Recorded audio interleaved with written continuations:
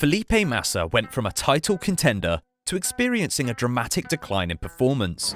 As the public's demand for team changes grew, it's easy to forget that not long ago he was a beloved figure among fans, and many of us never stopped to consider Felipe's personal struggles or the aftermath of the devastating crash that nearly took his life. Even now, many reflect on Massa's career, pondering the what-ifs, myself included. But it raises the question, were we seeing Felipe through rose-coloured lenses? Or was he truly a potential champion that never was? It's a thought worth considering nevertheless. Felipe Massa's introduction to Formula 1 started in his homeland of Brazil. As a young boy, he began his motorsport journey on a 50cc motorcycle. However, after grappling with the complexities of two wheels, his father thought it best to transition him to four wheels. By 8, he was on the karting circuit, amassing several titles. Eventually, he shifted to car racing, starting in 1998 with the Formula Chevrolet series. By 1999, after a full season, he seized the title with 3 victories. After on and off years in Sauber, he joined Ferrari as a partner for Michael Schumacher, but didn't have any notable results, although Ferrari did see his potential and wanted to give him a chance. Then, the notorious 2008 season came. In 2008, Massa often found himself outmaneuvered by his competitors, not measuring up to the top 3 in the standings. As the season commenced, reigning champion Kimi Räikkönen and hot favourite Lewis Hamilton stood in the limelight. However, Massa seemed determined to make his mark. In Melbourne, he maximised his Ferrari's performance, but not without colliding with David Coulthard. He clinched pole position in Malaysia, leading the race before an unfortunate spin led to his retirement. After 2 races, he hadn't secured any points, while Hamilton had 14. By Bahrain, Massa claimed his first win of the year, while Räikkönen continued accumulating points. After Räikkönen's victory in Spain, he led the championship standings with Massa in 4th.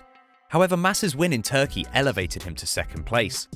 His momentum persisted into Monaco, where he achieved pole and led initially.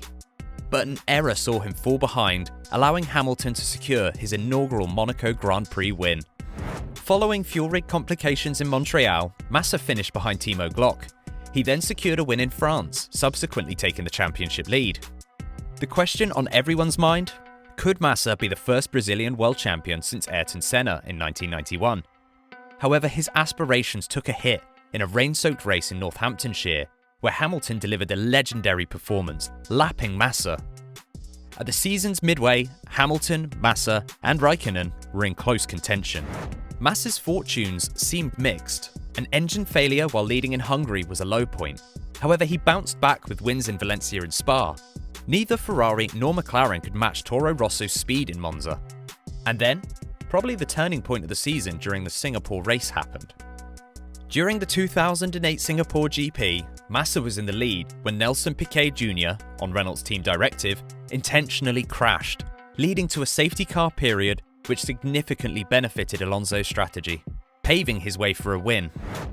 Concurrently, during that safety car phase, Ferrari botched Massa's pit stop, releasing him with the fuel hose still attached. This resulted in a penalty for Massa, dropping him to 13th position, and Hamilton secured the 3rd spot, intensifying the title rivalry.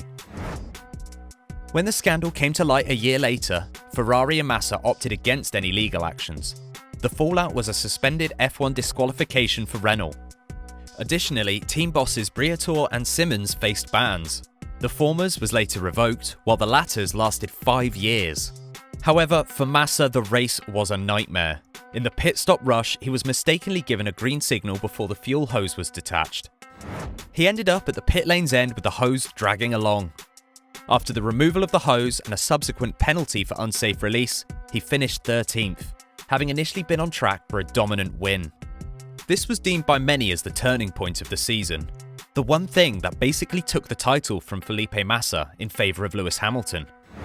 It is known in the Formula 1 world as the Crashgate Scandal, and now, 15 years later, Massa pursues legal action in order to try and get his title back. This move by Massa was inspired by an interview, translated from German, with former F1 leader Bernie Ecclestone. It hints that both Ecclestone and then FIA president Max Mosley were aware that Nelson Piquet's crash was intentional, but decided to keep it under wraps. Upon this revelation earlier in the year, Massa hinted at potential legal action. Reuters claims to have seen a letter directed at F1 chief Stefano Domenicali, Massa's Ferrari team leader at that time, and FIA president Mohammed bin Salam, dated around mid-August. The letter suggests that Massa was the legitimate 2008 Drivers' Champion, and it accuses F1 and the FIA of deliberately overlooking the malpractice that lost him the title. The letter, functioning as a prior warning, indicates that unless there is a satisfactory response within 14 days, Massa will proceed with legal action in English courts. It seems the primary objective is compensation for the income Massa lost due to not securing the title that year, rather than attempting to modify any race or championship outcomes. Though the exact amount is unspecified, the letter hints that the damages could likely run into tens of millions of euros. This figure doesn't factor in the considerable moral and reputation-based damages incurred by Massa for not achieving the world champion status. It's probable that Massa's contract with Ferrari contained a substantial bonus for securing the championship. Being a world champion would also significantly boost future commercial prospects, although quantifying such potential earnings could be challenging. The majority of fans view Massa in a positive light, so it's very strange to see what happened to his career after the 2008 season. Considering the events of 2008, it's startling to think that Massa would not taste victory again and would face significant challenges during his subsequent years with Ferrari. One of those reasons is definitely the life-threatening crash he was in during the next season. During the 2009 Hungarian Grand Prix, in the qualifying rounds, Renault and Red Bull seemed dominant, with Fernando Alonso securing the pole position and Sebastian Vettel trailing closely behind. But as the qualifying session neared its end, something very scary happened. As a spring from Barrichello's BGO001 car became loose, striking Massa slightly above his left eye, the impact was catastrophic, especially considering Massa's speed of over 250 km/h at the time. The spring, after ricocheting off the track, hit Massa, causing him to lose consciousness. With his foot still pressing the accelerator, Massa's Ferrari continued unchecked, eventually crashing into the tyre barrier with substantial force. Even after the collision, the car's engine was still running, while an unconscious Massa remained inside. In response to the severity of the incident, he was promptly airlifted to a hospital and subsequently missed the rest of the 2009 racing season. Massa returned to the track in the 2010 season, but had little success. Many people believed he hadn't lost his touch, yet sometimes the repercussions of such incidents, like the 2008 Singapore and 2009 Hungary, aren't immediately evident and do leave long-lasting psychological effects before everything else.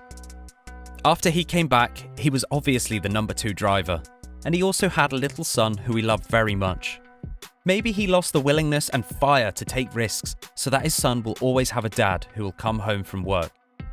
Even Jenson Button had a statement like this, saying that if you have kids while you're racing, you're inclined to take less risks and hence be a generally slower driver. Honestly, it's not our place to make judgments, and while he might not have been at the same caliber as Lewis or Fernando, not many are. It's no discredit to Massa to say he wasn't on par with them. Yet 2008 stands as a testament to his prowess on the track, as speed is just one of the aspects of being a champion. Reflecting on that season, it's evident that Massa's performance was worthy of a champion, and it remains so to this day. So is the decline in Massa's form a result of the Crashgate Scandal, him officially losing the title on the last lap of the Brazilian Grand Prix, his home turf, or the Hungarian crash? There are many big events which happened in his career, but which do you think was the turning point? Let us know in the comments below, and we'll see you in the next video.